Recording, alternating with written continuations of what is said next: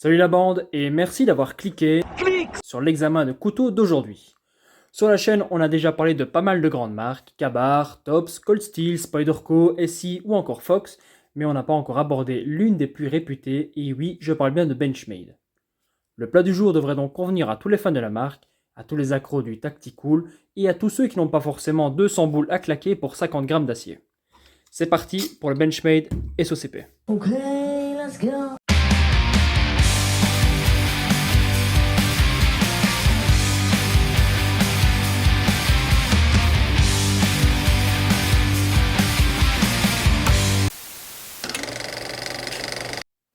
Pour commencer, que veut dire SOCP? Eh bien, c'est l'acronyme pour Special Operations Combatives Programme. Il s'agit du programme standard pour l'entraînement au combat rapproché de tous les membres des forces spéciales américaines. L'homme derrière ce couteau, Greg Thompson, est accessoirement fondateur du SOCP.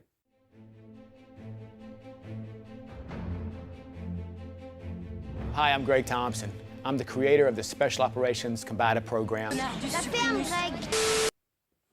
Il a donc élaboré ce couteau en partenariat avec Benchmade et on peut dire que ce modèle a eu tant de succès dans le monde que beaucoup de marques ont fini par le copier plus ou moins directement. Ça a donc été l'origine de pas mal de couteaux du style. Donc je vais mettre quelques images à l'écran à mon avis. Et on peut dire que parfois les différences sont vraiment subtiles, dirons-nous. Le modèle présenté ici est la version dite Drop Point. Alors le modèle de base est un modèle à double tranchant. On existe un petit peu de toutes les formes, il y a aussi une version dite de secours, il y a une version avec un étui brun, une version avec un étui noir. Depuis peu, Benchmade a sorti la version mini, dont je vois pas trop l'intérêt finalement, enfin bref. Et pour les gens qui voudraient s'entraîner sérieusement, il propose aussi une version inerte, pour l'entraînement. Et ça c'est une chose que j'apprécie toujours pour les couteaux de défense, même si bien souvent ils sont vendus assez cher. Je l'ai presque oublié de le mentionner, mais il existe aussi une version pliante, alors on peut dire que la gamme SOCP ne manque pas de variété. Allez, passons à la fiche technique. Pour ce SOCP, nous avons donc une forme de lame drop point avec une construction squelette, plate semelle, avec un anneau de préhension. L'acier, on est sur du 440C. La lame est longue de 8,3 cm pour un tranchant de 6,5 dont 2,5 cm de serration. La lame est épaisse de 4 mm, avec une hauteur de lame de 1,9 cm à sa base. L'émouture est un peu hybride, donc on peut dire qu'elle a à moitié sabre, à moitié baïonnette, enfin comme vous voulez, bref. On a un revêtement poudré noir sur l'ensemble du couteau, pour limiter les reflets. La poignée mesure 10 cm de long, avec un diamètre de l'anneau de 2,8. La longueur totale est de 18,5 cm pour un poids de 29 grammes et le point d'équilibre est à ce niveau-ci. L'étui du SOCP est une de ses grandes forces. Il est composé d'une seule pièce de plastique très rigide et très solide. Le couteau est maintenu dans l'étui par cette partie-ci, qui est pliée vers l'intérieur comme on peut le voir. La rétention, elle est plutôt bonne. Alors le couteau a peu de chances de se barrer tant qu'on n'applique pas des secousses vraiment violentes. Ah, là je vais le faire exprès. Voilà, si on le fouette vraiment vers le bas, évidemment que ça va tomber. Mais sinon, pour un port normal, voilà, c'est tout à fait acceptable et assez pratique. Donc voilà, j'éviterai toutefois de le porter manche vers le bas si possible, parce que ce serait quand même con qu'il s'échappe et qu'il vienne se planter dans la cuisse ou dans le service 3 pièces. Et bien venons-en au port du coup. Alors le moins qu'on puisse dire, c'est que ce ne sont pas les options qui manquent. De base, il est conçu pour être monté sur des passants molles, et c'est vrai que c'est quand même très facile avec ce clip, et puis ça ne prend que peu de place. Ce clip-ci, on le retrouve sur le SOCP de deuxième génération. Sur la première, il ressemblait plus à un clip classique, sans cette extrémité en crochet. C'est d'ailleurs ce petit crochet qui fait toute la différence et qui garantit à l'étui de rester en place quand on retire le couteau. Et vous conviendrez que c'est plutôt une bonne chose quand sa vie est en danger, parce que généralement quand on le sort, c'est pas bon signe quoi. Bref, ce même clip peut être utilisé pour un port ultra discret à l'intérieur du pantalon ou à l'extérieur, derrière la ceinture par exemple. Et personnellement, j'adore le clipper à ma poche de jeans. Ça permet un accès facile et rapide, et sur un t-shirt qui cache l'anneau, eh bien personne ne le remarquera. De même, on pourra l'attacher à l'intérieur d'une veste ou d'un sac, une option possible pour les dames peut-être. Autre méthode de port, mais qui n'est pas ma préférée, le port en tour de cou. Bon, déjà, j'en suis pas fan parce qu'on n'a pas la meilleure prise quand on le sort, dans ce sens-là. Bref, on n'a pas directement une super prise en main, je trouve. Et voilà, j'ai toujours un peu peur de m'éventrer dans la manœuvre. Ensuite, bon, ça reste évidemment une question d'habitude et d'entraînement, mais méfiez-vous quand même. En tout cas, je ne serai pas responsable de vos accidents. Niveau usage, il est clair que ce n'est ni un couteau utilitaire, ni un couteau de survie. C'est une arme qui servira à dégager un agresseur au corps à corps en utilisant une prise pic à glace. C'est conçu bien sûr pour les militaires et autres forces armées, donc c'est censé être porté sur un gilet et quand on le déploie, on visera tout simplement les crucis claviculaires ou les carotides. Bon, quitte même à le laisser planter à l'intérieur après avoir frappé, hein, pour un maximum de dégâts. Juste le temps de prendre de la distance, de dégainer et de finir le travail avec un outil plus radical. L'avantage de l'anneau, c'est qu'il permet de garder le couteau en main après avoir frappé, pour ensuite tirer avec une arme de poing. Ça a même été conçu dans ce sens, et bien que ce ne soit pas le plus confortable, ça reste tout à fait possible, surtout pour un tir de riposte d'urgence. Sinon, je trouve que le design peut être tout à fait adapté à un port dissimulé, notamment grâce à son étui. Voilà, il est vraiment discret, léger, et puis quand on le sort, on n'a pas besoin de réfléchir à sa prise en main, il suffit de viser une zone sensible et piquer. Un vrai jeu d'enfant, quoi. À présent, on va se pencher sur les détails et l'ergonomie du SOCP. Déjà, j'ai préféré la version Drop Point parce que l'aiguisage de celle-ci était dite supérieure à la version à double tranchant. En effet, c'était pas mal du tout, et puis pour un couteau de défense, les serrations sont plutôt un avantage. Ça demande moins d'entretien et rien de plus efficace pour passer à travers des vêtements et des tissus organiques.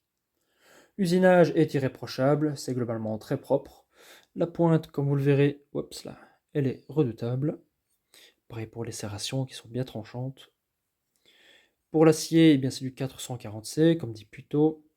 Donc on est loin des super alliages auxquels on est habitué avec Benchmade. Bon, ici, pas besoin de S35VN pour ce genre d'application. Le 440C, il est inoxydable, il s'aiguise facilement. Que demande le peuple? Et puis surtout, il est pas cher. Même si ce couteau-ci tourne autour des 120 €, ce qui n'est pas donné non plus. Enfin bon. Moi du coup, je l'ai depuis pas mal d'années, donc je l'avais pris pour 80 € plus ou moins, courant 2018 de mémoire.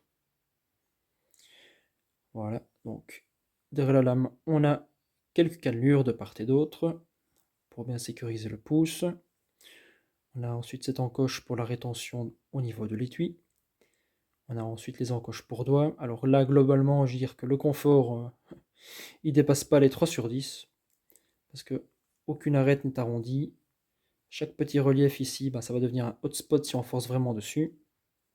Donc si on vient piquer à plusieurs reprises vraiment avec force, bon, c'est pas agréable. Maintenant, en cas de secours, bon, on fait avec. Hein. Enfin bon, pour l'anneau, rien de spécial à ajouter. Donc le diamètre ça sera largement assez grand pour les plus gros doigts, même avec des gants. Et puis il y a quelques petites stries sur le dessus pour le pouce. Voilà, ça bloque bien sans arracher la peau. Sinon, avant de passer au test, eh bien, je vous laisse admirer quelques petits marquages. Donc, vous verrez que le SOCP est aussi tatoué qu'une ado en manque d'amour paternel. Allez, sur ce, passons au test.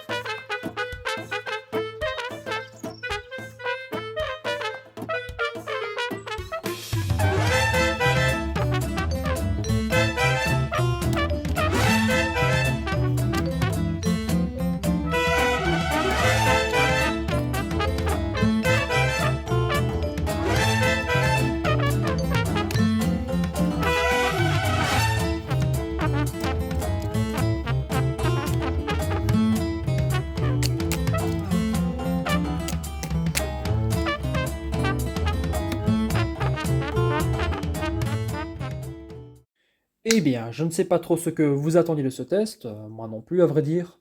Globalement, il a un excellent pouvoir de pénétration.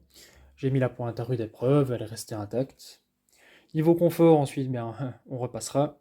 On voit d'ailleurs que contre le tronc, je n'y vais pas de bon cœur, comme d'habitude. Et il faut dire que ce jour-là, ma main avait déjà bien été entamée par le miséricordia. En conclusion, je pense que le SOCP fera un excellent cadeau pour un militaire, ou autre pro de la sécurité. Bien qu'il ne soit pas donné, je trouve qu'il reste un bon backup par son design et son étui. Ensuite, libre à vous de vous intéresser à ses concurrents, mais vous risquez de raquer encore un peu plus. Eh bien, nous voilà au terme de cette présentation sur ce sympathique cure-dent. J'espère ne pas avoir pris trop de votre temps, et c'est vrai que j'ai un peu tendance à faire de longues présentations. Comme d'habitude, n'oubliez pas de vous abonner si vous appréciez mon travail. C'est simple comme bonjour, et il y a énormément de gens qui sont des spectateurs réguliers, mais qui n'ont toujours pas appuyé sur ce petit bouton. Quant aux autres, laissez un like et on se retrouve dans les commentaires. En attendant la prochaine, pensez à prendre l'air de temps à autre, renforcez-vous corps et esprit, tâchez de devenir plus difficile à tuer, et puis, à la revoyure.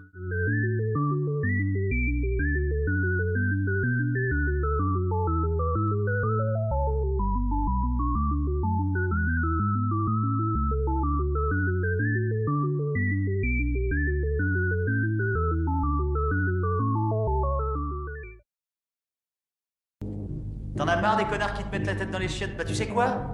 Peut-être que tu devrais faire des haltères ou prendre des leçons de karaté comme ça la prochaine fois où il essaie, tu lui mets un grand coup de genou dans les couilles.